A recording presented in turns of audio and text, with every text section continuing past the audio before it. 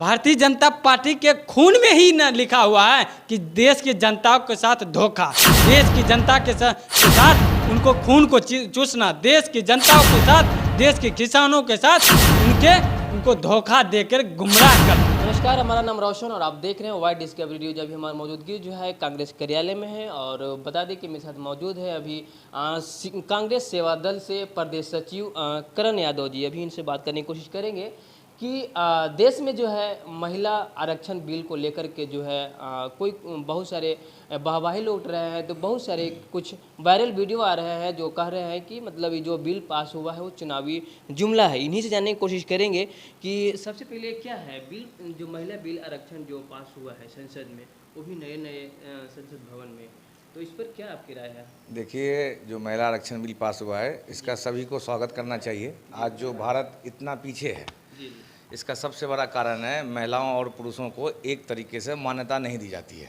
आज भी महिलाएं गांव देहात हर जगह आप देखेंगे कि आप जिस जगह पे खड़े हैं पटना बिहार में महिलाओं को उतनी मान्यता नहीं दी जाती है। महिलाओं को घर से बाहर निकलने नहीं दिया जाता आज के डेट में भी। और इस बिल के आने से महिलाओं को कहीं ना कहीं बहुत ज़्यादा फ़ायदा होगा। और गौरतलब की बात जो है कि बीजेपी इस बिल को लेके आई है, ऐसा नहीं है।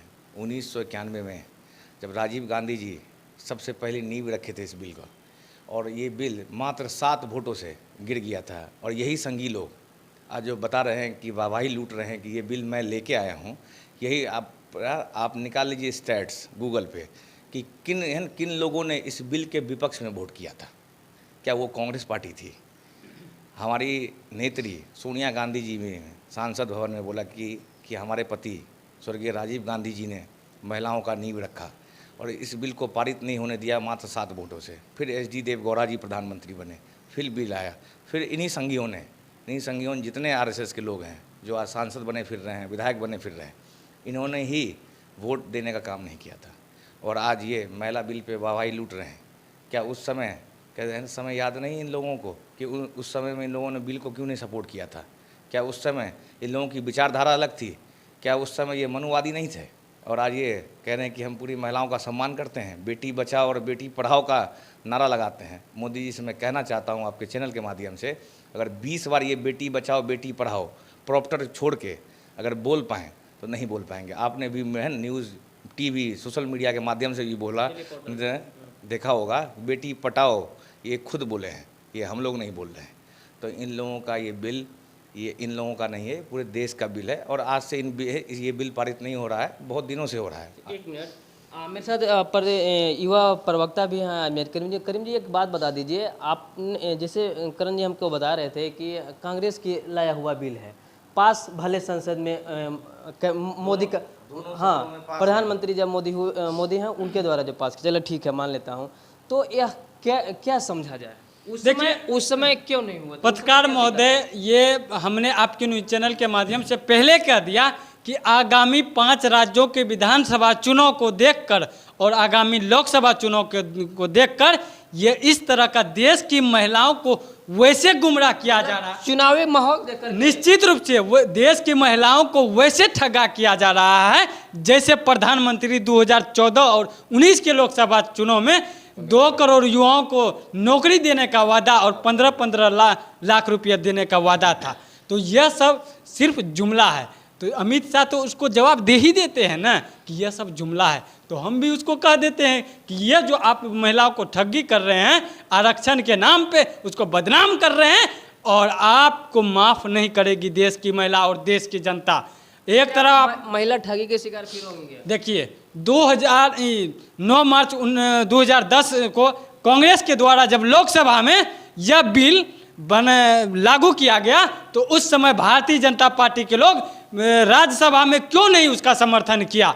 आज जब 9 साल इसका जब कार्यकाल पूरा होने वाला है और जब 2000 लोकसभा चुनाव का ये लोग को जब हार डर सताने लगा, तब आज आपको महिलाएं याद आ रही है क्या? इस मणिपुर जैसे राज्यों में, हरियाणा जैसे राज्यों में खुलेआम भारतीय जनता पार्टी के लोग इस देश के महिलाओं को और इस देश के सम्मान बेटियों के साथ बलात्कार कर रहे थे, तो उस समय आप कहाँ थे? और स्मृति ईरानी कहाँ थी? निर्मला सीतारमण कहाँ थी? हेमा मालिनी कहाँ थी? ये लोग सिर्फ और सिर्फ सत्ता की मलाई खाने के लिए सांसद में बैठी हैं। ये लोग महिलाओं के लिए चुप्पी साध लेते हैं। ऐसे लोगों को शर्म आनी चाहिए।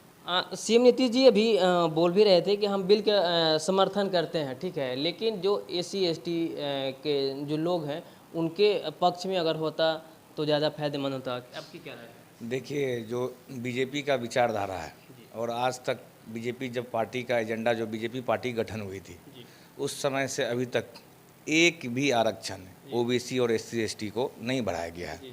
अब एक राज्य नहीं, पूरे भारत के 28 राज्यों में देख लें, आज मणिपुर की हिंसा जो है आरक्षण पे ही बेस्ड है। जो SC ST समुदाय के लोग हैं और जो OBC के समुदाय के लोग हैं, OBC वाले चाह रहे हैं वो SC ST समुदाय में उनको मान्यता दिया जाए और SC ST वाले चाह रहे हैं कि OBC वाले OBC में ही रहे। इसी महातोड़ और महाजोड़ को देखते हुए मणिपुर में घटना हो रही है और मणिपुर की घटना ये वहाँ के लोकल राइट्स पे नहीं है। ये बीजेपी का एक एजेंडा है कि कहीं भी चुनाव हो, चुनाव से ठीक पहले वो ऐसे एजेंडों को लेके आते हैं, भगवान को लेके आते हैं और बेटियों को लेके आते हैं। अब मैं आपके चैनल के माध्यम से कहना चाहता हूँ कि महिलाओं का बिल का सम्मान पूरी भारत की हर राजनीतिक पार्टी कर रही है। आप कभी बीजेपी कार्यालय जाएं और उनसे पूछें कि आपने महिलाओं के समर्थन में ये बिल तो पास कर दिया, क्या वो महिला पहलवान जो इतने दिनों से जो दिल्ली में धरना दे रही थी, क्या प्रधानमंत्री नहीं जा सकते थे? एक दिन भी प्रधानमंत्री तो दूर की बात है, जितने भी मंत्रीगण के पास जो हमारे सक्षम मीडिया वाले हैं वो गए, मंत्रीगण वहाँ से भागने में कामयाब हैं, एक भी सवालों का जवाब नहीं देते हैं। मैं पूछना चाहूँगा आप 1947 से और भारत के 2023 में आप चल रहे हैं, क्या आपने ऐसा प्रधानमंत्री देखा था जो आज तक एक इंटरव्यू ना दे? वो मन की बात में आते हैं। अरे आपका मन का बात है वो, आप अपने मन की बात में अपने मन की सुनाते हैं। क्या आप सोचते हैं कि जनता के प्रति, जनता के मन में क्या है? कभी मीडिया वाले से क्यों भागते हैं आप? अब उन मीडिया वालों को ही इंटरव्यू क्यों देते हैं आप जिसके चैनल्स के मालिक आपके राज्यसभा के सांसद होते हैं? क्या उन पे नहीं बोलेंगे मोदी जी? क्या उन पे बीजेपी नहीं बोलती है? मैं पूछना चाहता हूँ आपके चैनल के माध्यम से कि ये कहते हैं हर घर भगवा छाएगा, राम राज ही आएगा। क्या ये ऐसा राम राज था? प्रभु राम 14 गुण संपन्न थे, भगवान कृष्ण 16। क्या एक भी ये संगी लोग 14 गुण बता पाएंगे राम के? नहीं बता पाएंगे। आप पूछिएगा किन्हीं से कि भगवान राम तो 14 गुण संपन्न थे, ये हम नहीं कह रहे, रामचरितमानस कहता है कि उन 14 गुण में से एक गुण तो ला दीजिए। ठीक है, इनका बात को जो है हम बीजेपी के जो भी नेता हैं उनसे हम बात करने की कोशिश करेंगे। थोड़ा सा शॉर्ट में हम जानने की कोशिश करेंगे। करीम जी, हाल ही में मधुबनी में आए थे अमित शाह जी, शायद वो बोल के गए हैं कि नीतीश जी का दरवाज़ा खुला है, भरोसा है नीतीश जी पर? देखिए, बिहार के माननीय मुख्यमंत्री, और देखिए सबसे पहले राजनीतिक समय पे हमेशा मोड़ लेती है, तो भारतीय जनता पार्टी के लोग माननीय मुख्यमंत्री जी को रखे हुए थे आशा और उम्मीद देके। तो जब वही आशा और उम्मीद पे जब आदरणीय मुख्यमंत्री श्री नीतीश कुमार जी रहे तो आशा उम्मीद के जगह इन्होंने उनके साथ धोखा किया।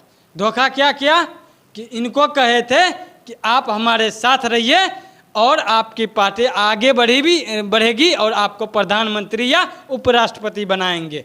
जब चुनाव आने का वक्त आ गया, राष्ट्रपति चुनाव का समय आया, तो ये उन्हीं के पार्टी और सांसद विधायक को तोड़ने लगे। तो ये भारतीय जनता पार्टी के खून में ही न लिखा हुआ है कि देश की जनता के साथ धोखा, देश की जनता के साथ उनको खून को चूसना, देश की जनताओं के साथ, देश के किसानों के साथ उनको धोखा देकर गुमराह करना। तो अमित शाह जी जो इस तरह का बयानबाजी करते हैं, ये वो खुद बाद में वो जवाब देते हैं कि ये इस तरह का जुमला है।